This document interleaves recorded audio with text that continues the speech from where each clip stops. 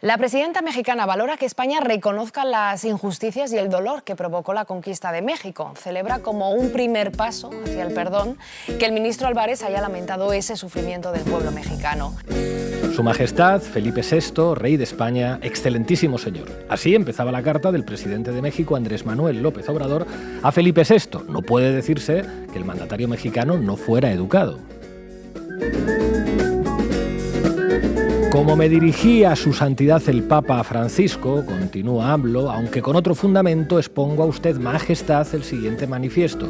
A principios del año en curso se cumplió medio milenio desde la llegada de Hernán Cortés al territorio de la actual República Mexicana y en 2021 se conmemorarán los 500 años de la caída de Tenochtitlán.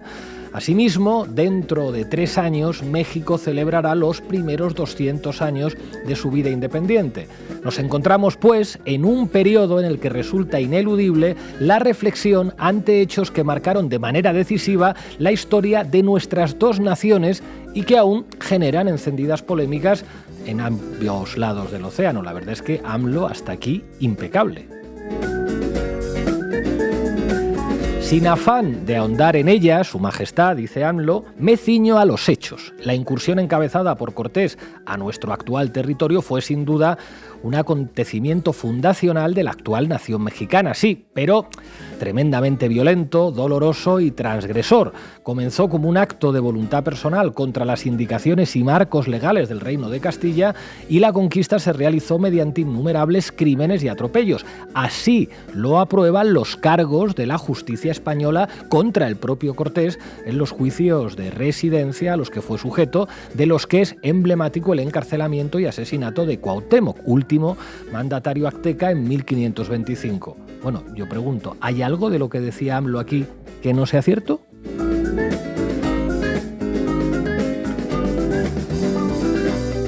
Tanto en la conquista como en el proceso de colonización que siguió se cometieron incuantificables violaciones de las leyes entonces vigentes. Entre las más públicas y notorias se vulneró el principio del quinto real, se impuso la fe y se construyeron templos católicos sobre las antiguas pirámides y con los materiales de estas además se instauraron la esclavitud y las encomiendas, las tierras propiedad de los naturales fueron usurpadas y repartidas a los colonizadores y también a órdenes religiosas se realizó un sostenido saqueo de las riquezas naturales, particularmente por medio de la minería, se implantó un ordenamiento social basado en la segregación de castas y razas, se impuso la lengua castellana y se emprendió la destrucción sistemática de las culturas mesoamericanas. En suma, durante la colonia se vulneraron derechos individuales y colectivos que con una mirada contemporánea deben asumirse como atentados a los principios que rigen ahora a nuestras dos naciones, formulados a través de tratados y otros convenios de cooperación.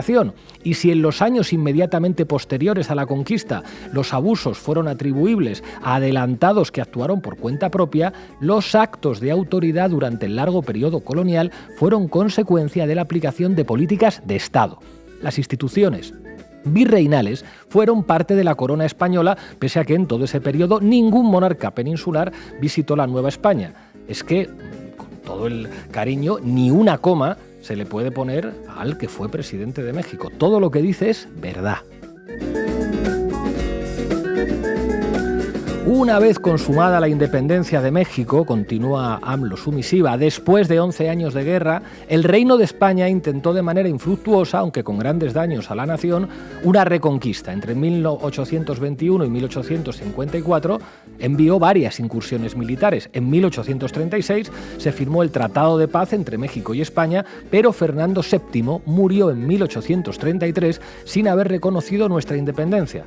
Bueno, esto, insisto, esto que dice AMLO, ¿es verdad o no es verdad? Pues sí, es verdad. Como es de su conocimiento, señor, desde el siglo XIX la política exterior de México se ha caracterizado por el respeto a individuos y naciones mediante la observancia de los principios de no intervención y autodeterminación de los pueblos, la solución pacífica a las controversias y el respeto, protección y promoción de los derechos humanos, además de la lucha por la paz y seguridad internacionales. Actualmente, el Estado que presido no pide un resarcimiento del daño en pecuniario de los agravios que fueron causados por España, ni tiene el propósito de proceder de manera legal ante los mismos. En cambio, México desea que el Estado español admita su responsabilidad histórica por esas ofensas y ofrezca las disculpas o resarcimientos políticos que convengan. El 21 de septiembre de 2021, México va a celebrar 200 años de vida independiente. El gobierno que presido quiere recordar ese acontecimiento construyendo la reconciliación con el pasado del país, por más remoto que parezca.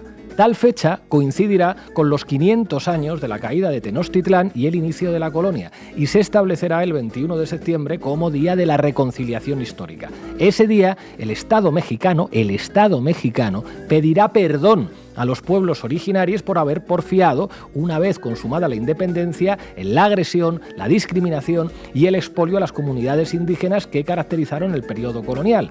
El desagravio hará énfasis en las guerras atroces y genocidas emprendidas por el gobierno mexicano en contra de los pueblos yaqui y maya, así como en la persecución racista que sufrieron los chinos en territorio de México durante las primeras décadas del siglo XX y en otros agravios y atrocidades que diversas autoridades cometieron contra la población. Bueno, como están escuchando, Andrés Manuel López Obrador reconoce que también el Estado mexicano fue racista y que persiguió a los indígenas y asume que el Estado mexicano también tiene que pedirles perdón.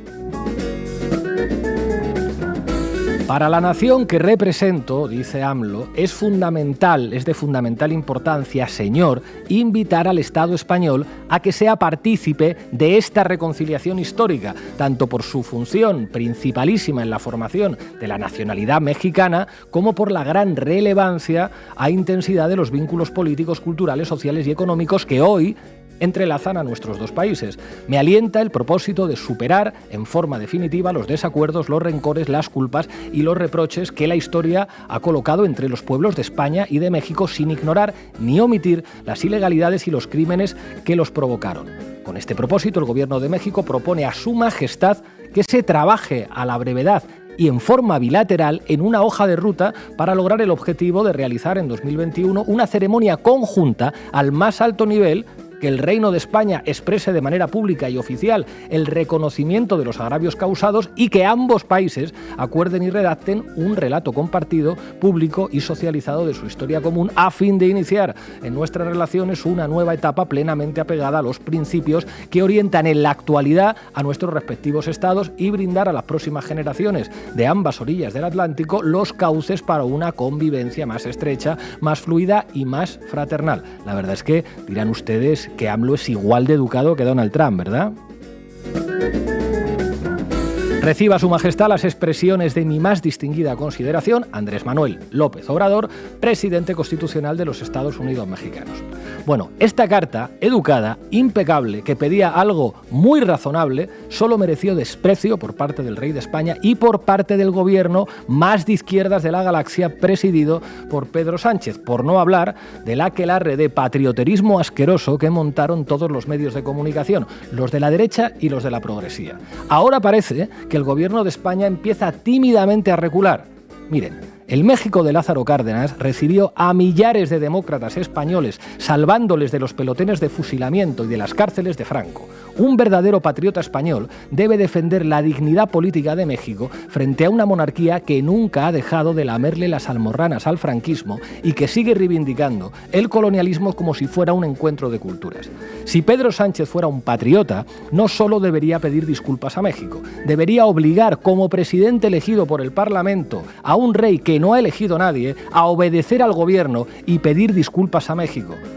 Pero en esto, como en tantas otras cosas, faltan agallas. Bienvenidos y bienvenidas a La Base. La Base.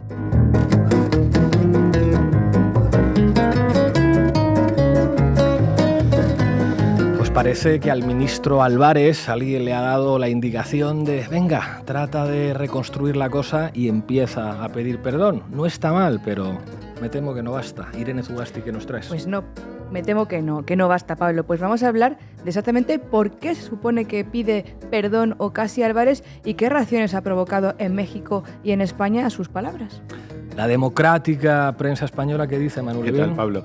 Bueno, pues podríamos hablar hoy de cómo la misma progresía mediática que se sumó a aquel arre monárquico cuando AMLO le envió esta carta al rey Ahora dice que muy bien Álvarez, eso daría para una tesis, pero en lugar de eso vamos a deleitarnos hoy un poco con las lágrimas coloniales en la derecha mediática española. No se lo pierdan.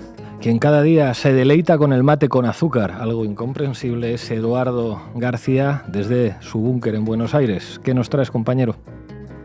Fake news, Pablo, es edulcorante líquido, que no es lo mismo. Hoy vamos a hablar sobre las distintas faltas de respeto históricas, algunos ejemplos, porque la lista es enorme, que la monarquía española en las últimas décadas ha vertido contra gobiernos democráticamente elegidos en América Latina, algo que no puede decir la propia monarquía. Nos vamos a ir al ¿por qué no te callas?, nos vamos a ir a Boric, a Petro, en fin, la lista, como digo, es enorme. Bueno, hoy tenemos programa doble en La Base y en La Base América Latina. Vamos a tratar estas disculpas, este conflicto, España y México, desde dos perspectivas, desde Madrid y también desde Ciudad de México. Y por eso hoy vamos a contar en plató con Ina Fino-Génova, directora de La Base América Latina, que nos va a contar cómo se está viviendo esto desde México y nos va a explicar lo que tienen preparado en el programa de hoy de La Base América Latina, que podrán ver solamente unas horas después de que vean este de La Base. Así que hoy, de nuevo, Ina Fino-Génova en La Base. Arrancamos, compañeros. La Base de datos. Informa Irene Zugasti. Todo tuyo. Ha sido en octubre de 2025, pasado ya un cuarto del siglo XXI, ojo, cuando el Estado español ha emitido algo así como una leve disculpa, un primer reconocimiento por el daño cometido contra los pueblos indígenas en el marco de la invasión. Fue el viernes 31 de octubre la inauguración de una exposición sobre las mujeres en el arte indígena mexicano, cuando el ministro de Asuntos Exteriores, José Manuel Álvarez, decía lo siguiente, dale. Una historia muy humana, y como toda historia humana, de claroscuros. Y también ha habido dolor. Dolor e injusticia hacia los pueblos originarios a los que se dedica esta exposición. Hubo injusticia. Justo es reconocerlo hoy y justo es lamentarlo, porque esa es también parte de nuestra historia compartida y no podemos ni negarla ni olvidarla.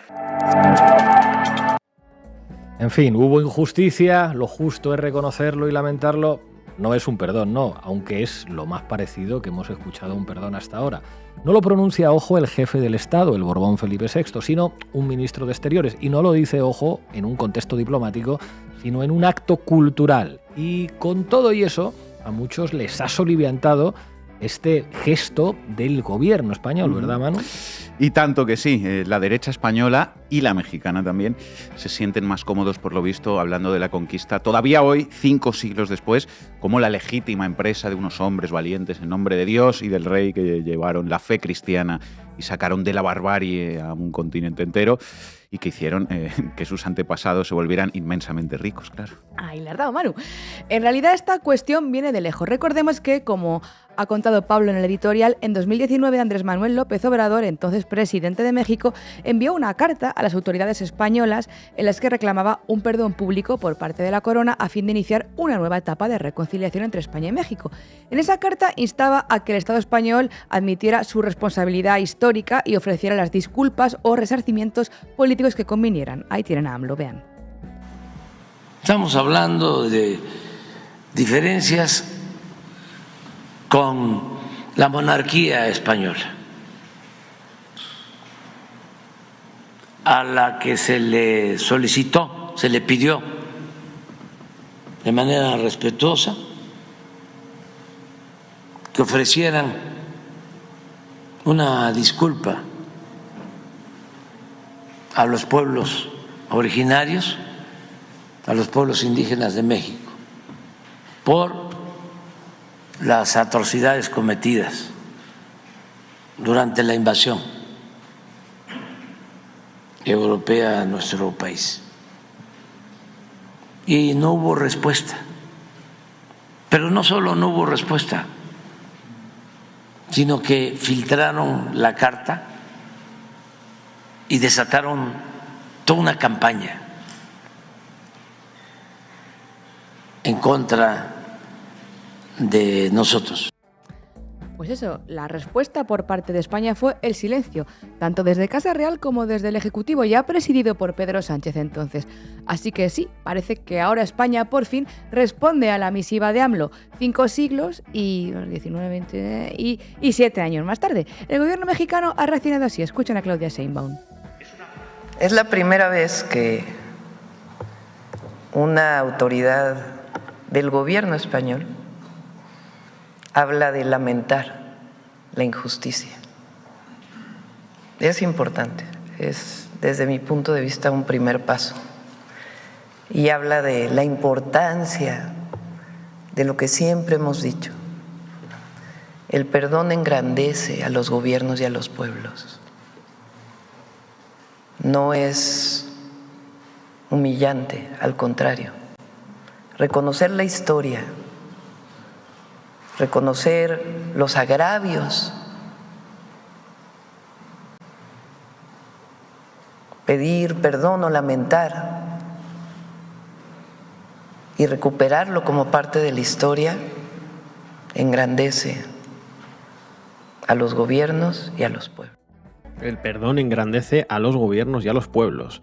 En fin, que la presidenta Sheinbaum, que la semana pasada de hecho recordaba en la mañanera que llevaban 7 años esperando, agradece y celebra el reconocimiento, el cual pues suaviza de alguna forma las relaciones diplomáticas entre ambos. Recordemos que Sheinbaum decidió no invitar a Felipe VI a su toma de posesión precisamente por esta cuestión. Es más, Álvarez debería extender igual su disculpa, ya que recordemos también que el gobierno español decidió no mandar representantes al acto de investidura de Claudia Sheinbaum en 2024 porque Pedro Sánchez consideraba inaceptable que no se hubiera invitado al rey Felipe VI.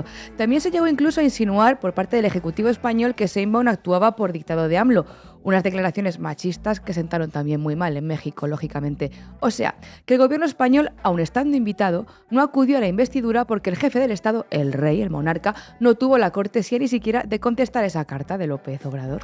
Bueno, es obvio que el rey de España y la Casa Real, que siguen pensando que la conquista fue una suerte de intercambio cultural cosmopolitano, iban a querer disculparse, pero el PSOE, que es un partido de izquierdas, republicano, antifascista, defensor de los derechos humanos, aliado de los pueblos oprimidos, enemigo de Netanyahu, azote de Trump, dique de la OTAN, ¿qué? ¿El PSOE qué? Bueno, en realidad el PSOE salió al rescate de Casa Real, como siempre desde 1978 o antes. Escuchemos a Josep Borrell, entonces ministro de Exteriores, reconocer que tuvo su parte en esa decisión de no contestar al presidente de México. Dale. Bueno, yo era ministro de Asuntos Exteriores de España cuando llegó la famosa carta, y si hay algún responsable de que no se hubiera contestado no es como algún diputado español ha dicho, el rey de España, porque como ustedes saben el rey de España es políticamente irresponsable, es la política exterior, y eso es parte de la política exterior, como cualquier otra política no la hace el rey en nuestro sistema constitucional. La hace el gobierno, yo era parte del gobierno y por lo tanto parte responsable de la respuesta o no respuesta que se dio a esa carta, con la mejor intención de evitar polémicas inútiles y una escalada en la confrontación dialéctica con un país hermano como es México, con quien nos unen tantos y tantos lazos, hasta familiares, culturales, de todo tipo. Claro que sí, Josep. Qué necesidad de reabrir heridas, separar mundos, de hacernos daño. Mucho mejor no contestar a un jefe de Estado y no reconocer algo que, por otro lado, está documentado en toneladas de historiografía, trabajo académico. Mejor no perturbar el jardín. No quería escalar. A las escaladas a Borrell solo le gustan en Ucrania. Es que no estamos hablando de reconocer si hubo o no hubo genocidio colonial. Es que eso no está en cuestión. Solo los frikis de la leyenda negra o los ultranacionalistas españoles y muy españoles necesitan aferrarse a una idealización ahistórica de ese pasado colonial, porque parece que es lo único que les construye como identidad nacional. Para el resto de la gente, pues están los libros, los documentos, los estudios, las evidencias arqueológicas, los registros coloniales, el paleoclima, etcétera, etcétera, etcétera. los estudios que documentan el colapso demográfico. En muchas regiones la población indígena se redujo entre un 60 y más de un 90% durante los siglos XVI y XVII.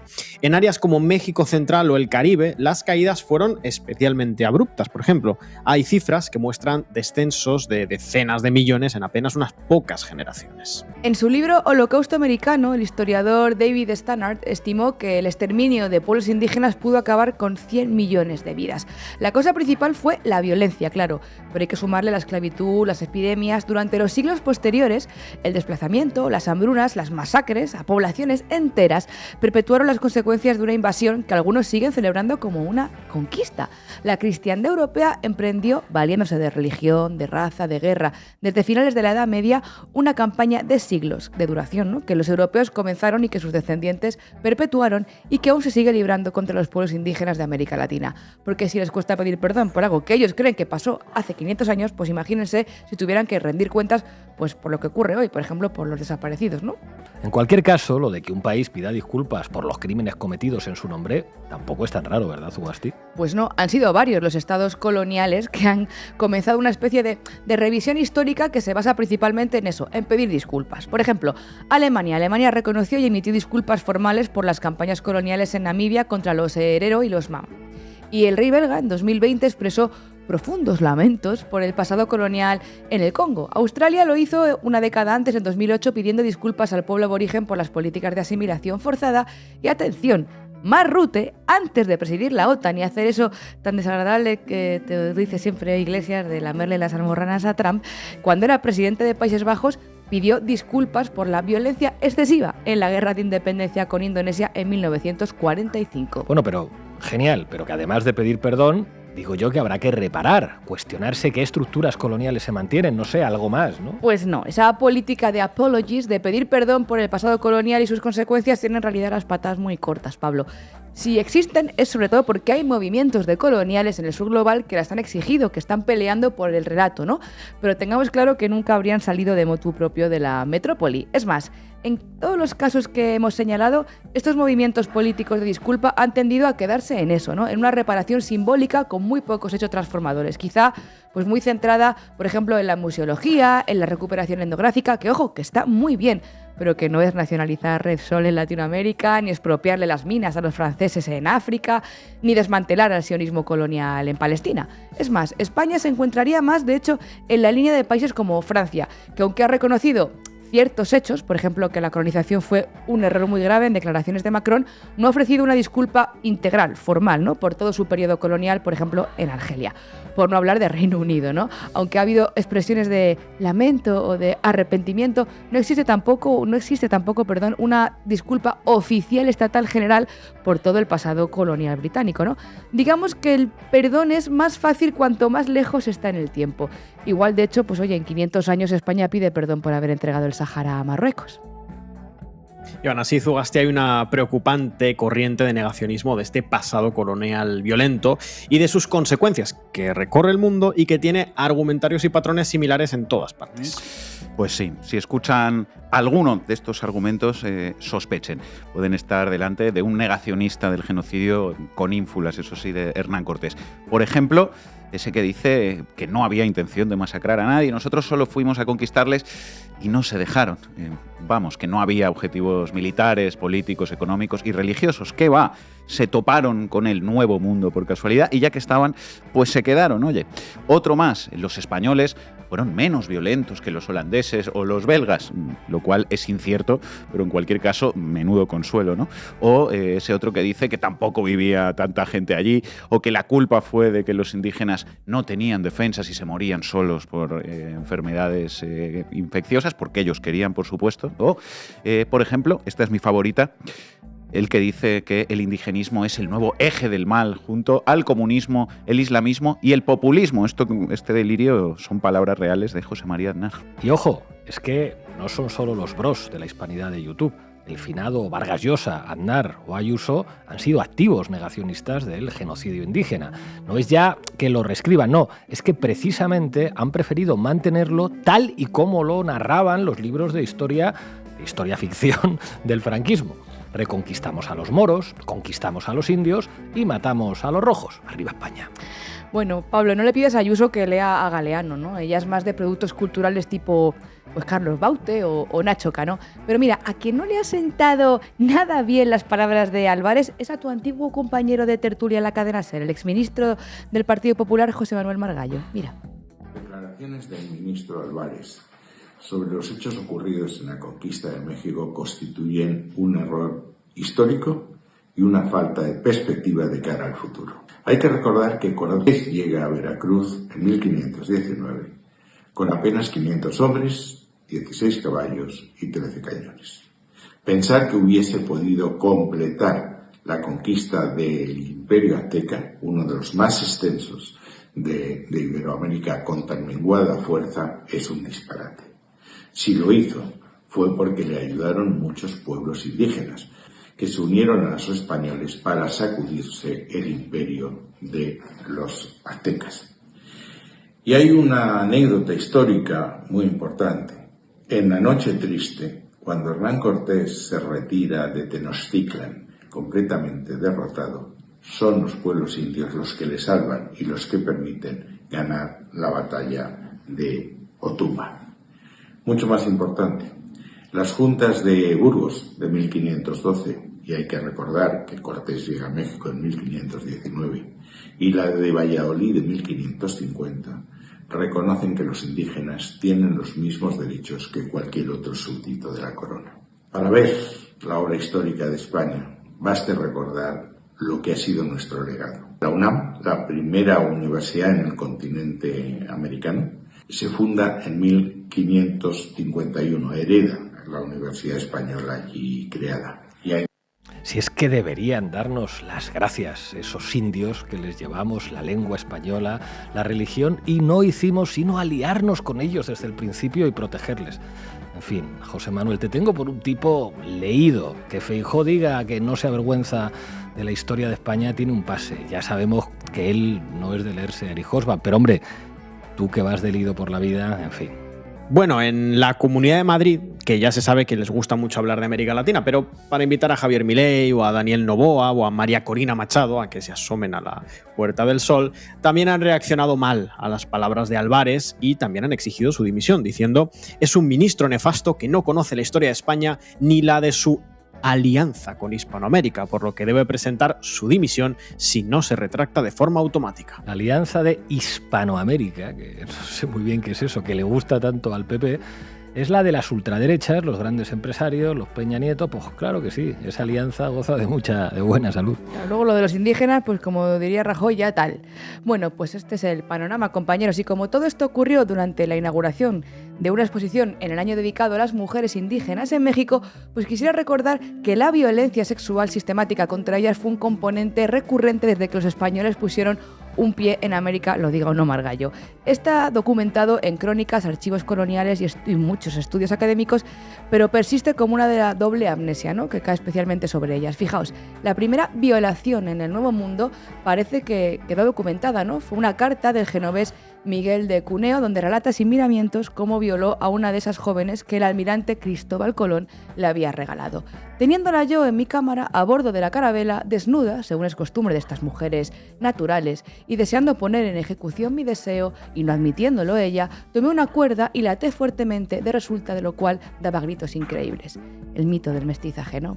¡Viva España! Y este hilo de violencia que llega hasta los feminicidios de hoy en día, por cierto, ¿no creéis que es merecedor de disculpas? Solía pedir a mis estudiantes que leyeran a Eduardo Galeano para entender cómo desde la invasión al genocidio, pasando por el despojo, se llega hasta hoy día. La economía colonial latinoamericana dispuso de la mayor concentración de fuerza de trabajo hasta ese momento conocida, por supuesto esclavizada y masacrada, para hacer posible la mayor concentración de riqueza de que jamás se haya dispuesto en civilización alguna en la historia mundial. Hablamos de eso que Carlos Marx llamó acumulación originaria.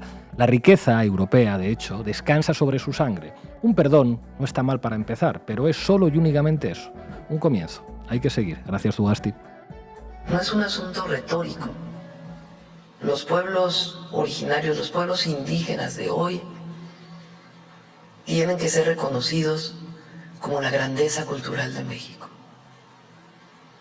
Digo, en el discurso que hice cuando reconocimos a Cuauhtémoc o a Tenochtitlan, que no depende de si el origen de uno es indígena o no. Todo mexicano, aunque se haya nacionalizado ayer, tiene una responsabilidad histórica, y es reconocer nuestra historia y la grandeza cultural de México. En el momento que se reconoce eso, el pueblo de México se empodera. Y hoy está más empoderado que nunca. Por eso no es una historia, no es algo del pasado, es presente. Y representa la dignidad del pueblo. Manu Levín, todo tuyo. Adelante, compañeros. Titulares al banquillo. El análisis mediático de Manu Levín. Bueno, pues contemplad conmigo el berrinche colonial en la prensa borbónica española por las tímidas palabras del ministro de Exteriores, José Manuel Álvarez, en relación a México, haciendo algo parecido a pedir perdón por la invasión de América, sin pronunciar, eso sí, la palabra perdón ni la palabra invasión. Los mismos diarios que ya se le tiraron al cuello al gobierno mexicano en los distintos momentos en los que éste reclamó a las autoridades del Reino de España un reconocimiento de la violencia y el saqueo perpetrados por los colonizadores, ya lo analizamos aquí en su momento, pues hoy salen con todo lo que tienen a indignarse por las aún tímidas, insistimos, pero en la buena dirección, declaraciones del ministro Álvarez. El Mundo, correctas o un despropósito. División entre los historiadores por las palabras de José Manuel Álvarez sobre México. Este es uno de los titulares del diario El Mundo, pero si nos refiriéramos a la derecha mediática, a ellos mismos, tendríamos que decir que la división ahí se da entre quienes dicen que las declaraciones de Álvarez son una mierda y quienes dicen que son una puta mierda. ABC, Álvarez cede ante Sheinbaum sobre la conquista. Ha habido dolor e injusticia, es justo reconocerlo y lamentarlo. Álvarez cede ante Sheinbaum, pues más allá de que a los diarios monárquicos españoles les parezca fatal, lo que en realidad es un simple reconocimiento aún insuficiente de la verdad histórica, en la línea del que hicieron Francia, Bélgica o el Vaticano, sí hay algo cierto en este titular de ABC, que esto es una victoria diplomática, cultural y política del gobierno de México que, primero con AMLO y después con Sheinbaum, acertó al iniciar y mantener esta petición formal a España. La planteó, insistió frente a las presiones, no bajó los brazos y finalmente logra que las autoridades del Reino de España empiecen a moverse hacia sus posiciones. El que la sigue, la consigue. El que la sigue, la consigue. Y algo bastante parecido a eso, aunque todavía es un primer paso, pues ha sucedido en las últimas horas con estas declaraciones, ¿no? Así que hoy tenemos en la derecha mediática muy española y mucho española un pelotón de ofendiditos que se mueven entre el llanto, la ira y los juegos de palabras baratos sobre la conquista. El ministro de Asuntos Exteriores pronunció estas palabras en el Cervantes durante la inauguración de un ambicioso proyecto expositivo en el que la cultura mexicana desembarca con toda su artillería pesada en 4 instituciones de Madrid, continuaba la pieza del ABC. Y otra, fijaos, ABC, de la noche triste al día penoso de Álvarez. Nuestro cortés ministro de Exteriores, José Manuel Álvarez, estropeó cuidadosamente la elocuencia de un intercambio cultural de primer orden. La cultura mexicana desembarca, el cortés ministro de Exteriores. Vaya, se han despertado juguetones hoy en el ABC. ¿Qué más han escrito, Manu? Que Álvarez hinca la rodilla con estas declaraciones, que tiene la cara vela. Hazte caso, primo, que la invasión moló mucho. Están tontorrones con los jueguecitos de palabras. Y por lo demás, lo que os decía, lágrimas coloniales en el ABC, por ejemplo, ya que estamos con este, que viene con una verdadera batería de piezas sobre esta cuestión. Repipón Álvarez, firma Juan Manuel de Prada, por ejemplo, o Álvarez indigenista. ¡Qué injusticia! Entre interrogaciones, así titula también ABC. Y atención al nivel de delirio. Os leo. La firmeza con la que España ha ignorado las reiteradas llamadas al arrepentimiento y la disculpa por la magna empresa cultural, política y económica que llevó a cabo en las Indias, una de las mayores gestas civilizadoras de la historia, da un giro radical con el volantazo indigenista de Álvarez, que ayer reconoció el dolor y la injusticia que sufrieron, dijo, los pueblos originarios del actual México.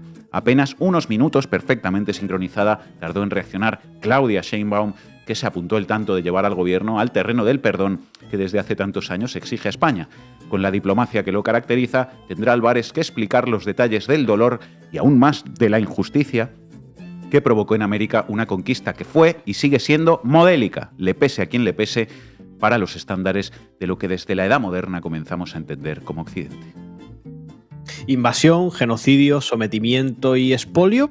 No, hombre, no, mejor llámalo magna empresa cultural, política y económica, gesta civilizadora o, esta me encanta, conquista modélica. ¿Cómo puede ser modélica una conquista, Manu? Pues eso me pregunto yo también. De los creadores de la transición modélica, ya veis que llega a sus periódicos la conquista modélica, y bueno, que tras la llegada de Cortés a México la población autóctona pasará de más de 20 millones de habitantes a solo 700.000, fue una gesta civilizadora. Ya os dije que el nivel de delirio era alto. Y he visto que está también la línea Marguenda, que ha decidido aparecer hoy como el meme ese que llora de rabia detrás de una careta sonriente, ¿no? Pues es un buen resumen de la línea de La Razón, la verdad es que sí. El perdón de España dispara la venta de libros contra la leyenda negra. Son de muy dudosa necesidad, dice La Razón, las palabras de perdón del ministro Álvarez hacia México, que más allá del interés político han beneficiado a autores como Iván Vélez o Javier Santamarta. Y dicen que Armesilla ha vendido un par de libros más también. En fin, protesten todo lo que quieran, señores, pero no hagan el ridículo, por favor. Sería conveniente. Y os reconozco, compañeros, que me he reído mucho esta mañana con esta joya de un digital que no habíamos analizado aquí todavía, lo que nos hemos perdido. El correo de Pozuelo, solo por el prestigio de Pozuelo de Alarcón, es su lema. Que diréis, ¿qué periodiquito de cuarta es ese que nos traes, Manu? Que solo lo leerá Íñigo Errejón. Y es verdad, pero lo que dice es representativo, por desgracia. Titular: la poca vergüenza de José Manuel Álvarez, un ministro de Asuntos Exteriores indigno y analfabeto que arrodilla a España ante el revisionismo populista mexicano, según la red social X. Se ve que les pareció a los del correo de Pozuelo que se habían pasado un poco insultando al ministro, así que añadieron, según la red social X. No solamente son fachas, además se hacen popó. Indigno y analfabeto, según la red social X. Bueno, en un acto de sumisión histórica que avergüenza a cualquier español con un mínimo de dignidad, el ministro de Asuntos Exteriores, José Manuel Álvarez, ha osado lamentar el dolor e injusticia causados por la conquista de México hace 5 siglos. Este tipo es un traidor. Punto. Lo suyo no es diplomacia, es una genuflexión ante el revisionismo woke que pinta a España como verdugo eterno, ignorando los claroscuros reales que forjaron un continente mestizo y próspero.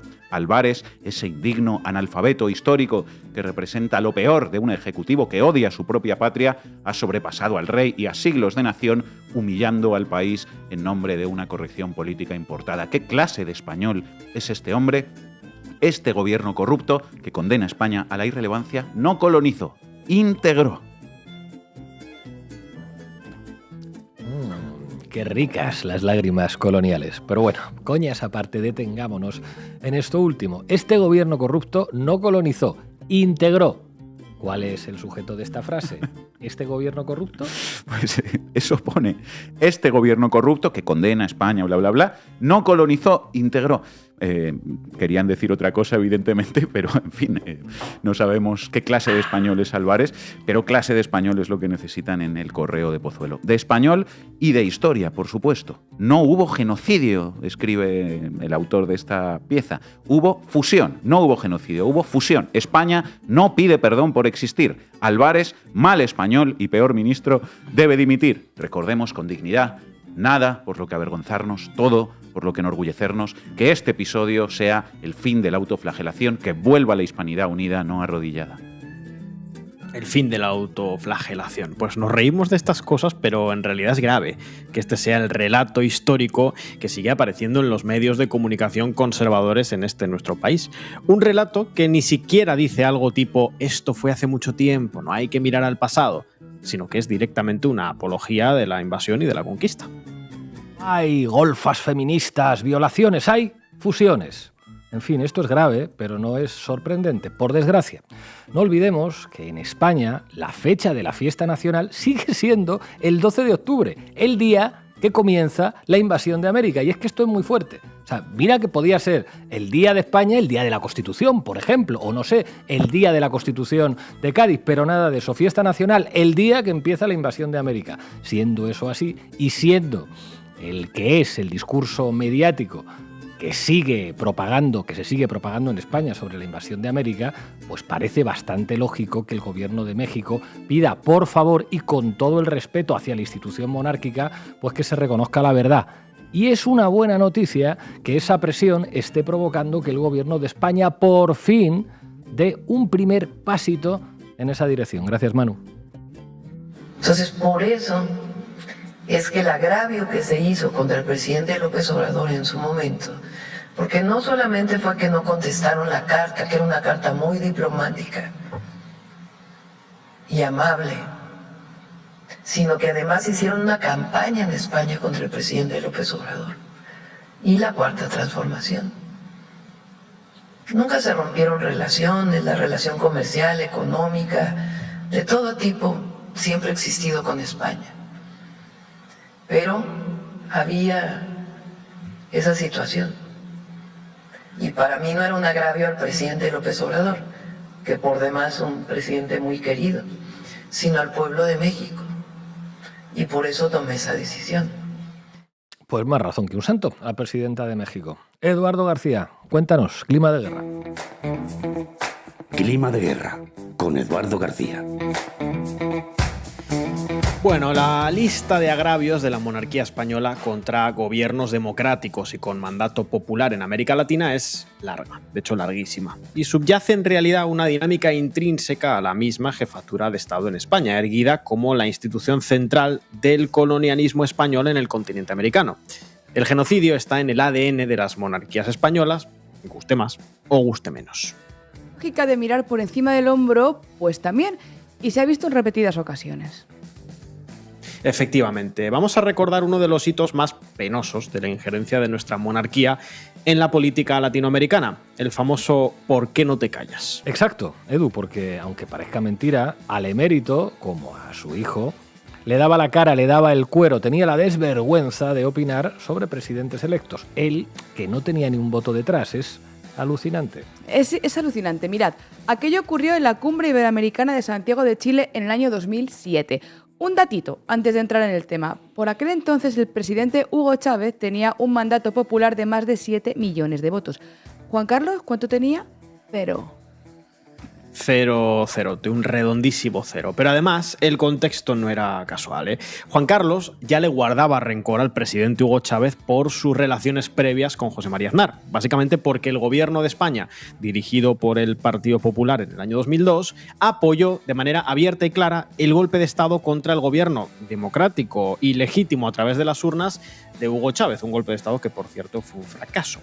De hecho, en el año 2004, el ministro de Exteriores, Miguel Ángel Moratinos, ya con Zapatero, contó que Aznar dio instrucciones directas al embajador español en Caracas de cómo debía apoyar el golpe. Tremendo. Y así se llegó a la cumbre de 2007. Chávez había criticado como presidente a Aznar, tanto durante el gobierno del PP como durante los primeros años de Zapatero. Le acusaba de apoyar el golpe en Venezuela y de interferir en la política soberana de América Latina. Que decía la verdad. Pero a Juan Carlos nunca le gustó que un presidente con 7 millones de votos a sus espaldas y un mandato antiimperialista criticase a su amiguito. Y pasó lo que todos recordamos. Quiero expresar, presidente Hugo Chávez, que estamos en una mesa en la que hay gobiernos democráticos que representan a sus ciudadanos, en una comunidad iberoamericana que tiene como principios esenciales el respeto. El respeto. Se puede estar en las antípodas de una posición ideológica. No seré yo el que esté cerca de las ideas de Aznar, pero el expresidente Aznar fue elegido por los españoles. Y exijo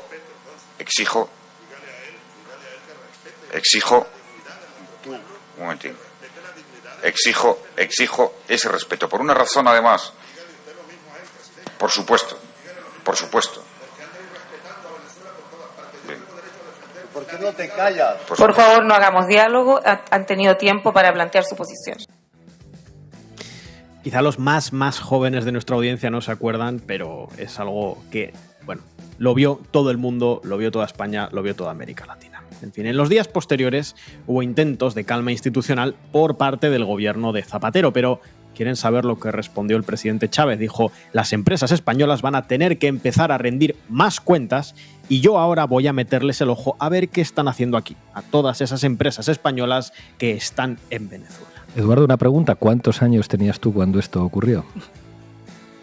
21. Cuando esto ocurrió. ¿En 2007? 2007. 10 añitos. 10 añitos. Y me acuerdo, y lo recuerdas. Maldito friki. En fin, hay que ver. Parece que los jefazos de Repsol tenían al enemigo en casa. Ay, Juan Carlos, ¿por qué no te callaste tú, que hiciste mucho daño a las empresas españolas? En fin, avancemos un poco en el tiempo y lleguemos hasta el 7 de agosto del año 2022. Vámonos a la Plaza de Bolívar, en Bogotá. Allí, el entonces recientemente electo presidente de Colombia, Gustavo Petro, celebraba su ceremonia de asunción como jefe de Estado del país. Tenía más de 11 millones de votos como mandato presidencial y aún así, reitero, tuvo la cortesía de invitar a Felipe VI, que, como su padre, tenía 0 votos.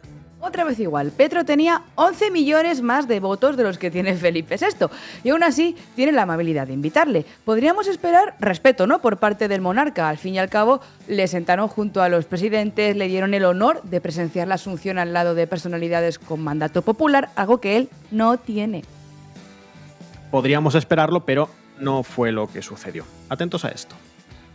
2 días después de la posesión de Gustavo Petro como presidente de Colombia, en España observan la actitud del rey ante la llegada de la espada de Bolívar a la ceremonia. Varios mandatarios e invitados se pusieron de pie, excepto el rey Felipe VI de España. Varios congresistas españoles criticaron al rey a pesar de la polémica suscitada. La Casa Real conoce de los protocolos al lugar y que el rey no se levantara puede deberse a que la espada no es símbolo de Estado y su exhibición no formaba parte del ceremonial. Claro, es que un Borbón levantándose ante la espada de Bolívar tenía el significado que tenía. En fin, la imagen dio la vuelta al mundo, el rey Felipe sentado, inmóvil, serio, como si nada ocurriera, ni una palabra, ni un gesto, nada. Solo Felipe quieto, parado, como si nada estuviera ocurriendo. Pasa que en los actos de Estado, el lenguaje corporal a veces lo dice todo, ¿verdad, compañero? Totalmente. Para entender el significado hay que entender el símbolo, claro. La espada de Bolívar no es un objeto ceremonial más, es un emblema, un verdadero emblema de la independencia latinoamericana frente al dominio español y frente a la monarquía española. Una pieza que ha recorrido 2 siglos de historia, de guerras, de revoluciones y de memorias en general. Y uno podría decir que no levantarse ante ella equivale simbólicamente pues a no reconocer todo ese proceso de independencia. Desde luego, qué imagen, ¿eh? Una multitud emocionada frente a un rey inmóvil. El protocolo dice que levantarse ante un símbolo nacional ajeno no es obligatorio, pero en este caso no era una cuestión de etiqueta, era una cuestión de historia y de respeto. Totalmente. La carga simbólica era enorme. Es un icono de la liberación latinoamericana frente al representante directo de la monarquía que fue derrotada. 2 herencias enfrentadas. Bolívar, uno de los grandes libertadores del continente, un arquitecto además político y filosófico de la América Latina liberada, frente a Felipe, el heredero de una institución que fue el corazón del orden colonial y del genocidio.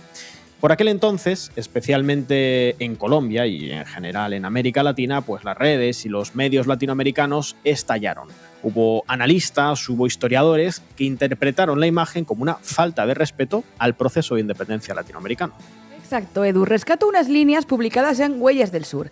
Para los invasores europeos, los pueblos americanos eran una raza de subhumanos, ubicados por un extraño designio de Dios en tierras plenas de riquezas, cuyo único destino civilizado es ser robadas para enriquecer sus tesoros. La cuestión es que 530 años después, las élites europeas, que incluyen al rey, piensan lo mismo de los americanos del sur y del centro. Lo disimulan, pero a veces muestran la hilacha, como lo hizo el rey Felipe VI frente a la espada de Bolívar. El rey no se confundió con el ritual. Si algo saben los reyes, es de rituales. El libertador Simón Bolívar, que al frente de los ejércitos mestizos, que eran pueblos en armas, expulsó a los ejércitos invasores, a los saqueadores, a los traficantes de esclavos y a los funcionarios reales de estas tierras, sigue siendo un hombre maldito para estas élites. Un hombre maldito. El rey que no se levanta ante la espada del libertador, titulaban más o menos así varios diarios, pues en Colombia, en Venezuela, en Argentina o en México. Y es que en el fondo lo que se discutía era algo más profundo, la relación de España con su propio pasado imperial. Ver al monarca español permanecer sentado fue leído como un gesto de arrogancia, de negación simbólica. Y lo paradójico es que Felipe VI no hizo ni dijo nada, no hubo declaración, no hubo ningún comentario, sino que fue su silencio lo que más fuertemente retumbó. Internamente dentro de España, Vox saltó a defender al monarca diciendo que, bueno, que no tenía por qué levantarse ante símbolos extranjeros por el protocolo y todas esas historias. Y los medios, pues os lo podéis imaginar, pero como me gusta hacer, voy a dejarle a Manu el gusto de leer el titular del Mundo en aquel momento. El rey no se levantó porque la espada de Bolívar no es un símbolo del Estado y su exhibición no formaba parte del protocolo trasladado. Y añadían, Podemos intenta forzar una falta de respeto de Felipe VI que no existe y desconoce la historia real de lo que sucedió en Colombia. Lo mismo hicieron tras la toma de posesión del chileno Boric. Ah, claro, lo de Boric, porque la monarquía no aprende. Eso lo heredó Felipe de su padre, al parecer. En aquel momento la Casa Real también faltó al respeto a Chile. Cuéntanos, Edu. Bastante, sí. 12 jefes de Estado estaban invitados al Congreso Nacional para la asunción de Gabriel Boric. 11 estaban ya dentro y faltaba uno. ¿Adivináis quién? Pues el rey de España. En su momento dijo la Casa Real en un comunicado que ellos habían seguido el ritmo marcado por los servicios de protocolo chilenos, pero Boric lo negó. Vamos a escuchar al presidente chileno. Y una cosa, cuando usted llega al Congreso Nacional y entra, ¿qué va sintiendo? ¿Cuáles son sus pensamientos en ese momento? Primero, me pareció bien inaceptable que se atrasara la ceremonia porque el rey de España se había atrasado. Eso pero bueno, son cosas que pasan. Uno tiene que respetar, por cierto, los protocolos establecidos, pero cuando uno va entrando ya, y sabes además de que el mundo... No el mundo. Chile está mirando, está atento a los diferentes gestos, a los diferentes símbolos, como además después quedó en evidencia en redes sociales, porque uno hace cosas que yo ni siquiera me doy cuenta. En fin, que el rey básicamente llegó tarde y no era un asunto menor, ¿eh? Recordemos que Boric llegó a la presidencia aupado por el estallido social del 2019, donde participaron, entre otros, sectores de la izquierda indigenista. Y por tanto, este nuevo gobierno en la moneda, tenía una deuda, precisamente con los sectores que están más intrínsecamente opuestos a todo lo que representa pues, el mero hecho de que Felipe VI ponga un pie en suelo chileno. La quietud del monarca ante la espada de Bolívar, su llegada tardía a la asunción de Boric o aquel ¿por qué no te callas del emérito en Santiago? No son incidentes aislados, son capítulos de una misma trama, la de una institución anacrónica. La monarquía española, nacida del mismo poder colonial que conquistó, exterminó y dominó, continúa reaccionando con soberbia ante los pueblos que ejercen su soberanía. Cada ausencia, cada palabra y cada silencio buscan replicar una jerarquía que América Latina lleva siglos desmontando. Y quizá por eso, frente a las espadas libertadoras, a los pueblos en pie y a los presidentes elegidos por millones, los reyes, viejos o nuevos, que nunca ponen un solo voto encima de la mesa, responden con la soberbia que concede la ignorancia. Gracias, Eduardo. La aventura colonial en las Américas, ¿verdad? De norte a sur, hay que entenderla en el marco de la imposición de un Dios único y de una única cultura, de una única religión, de un único modo de vida posible. Coincide con la expulsión de los llamados moros y judíos de España. Los judíos llevaban allí 13 siglos y los moros 9, así que ya me dirás qué tan moros o judíos eran. Eran españoles de religión diferente, que fueron expulsados cuando se impuso un Dios único, como se impuso también en América. Entonces, a partir de la necesidad de imponer una verdad única como verdad absoluta, que va a ser la gran coartada del despojo, la coartada que el robo necesita para justificarse, están obligadas a despreciar y a condenar lo que encuentran. Y como decíamos, recién llegada del puente aéreo Madrid-Ciudad de México, Ina Finogénova, muchísimas gracias por estar aquí otra vez. No, gracias a ustedes, compañeros. Qué placer estar aquí de vuelta. Bueno, cuéntanos, hoy hay una base que vais a preparar desde Ciudad de México en el que tratáis este mismo tema desde la perspectiva de allí. Cuéntanos qué secciones tenéis preparadas, cómo va a ser la base América Latina Bueno, hoy. Primero es una base experimental que estamos enganchando con la base Madrid. Creo que es importante para nosotros, para que las audiencias se fusionen y nos complementemos entre todos los compañeros. Y lo que vamos a contar prácticamente es un poco la visión mexicana de lo que significa ese primer paso, que ni siquiera son las disculpas oficiales, ni siquiera es España pidiendo perdón, sino hay una suerte de ligero reconocimiento de lo que ha sucedido Vamos a dar cifras de lo que ha supuesto la conquista española en términos de víctimas mortales, en términos del expolio de la mina de Zacatecas, ¿no? Que era la mina más grande de América Latina.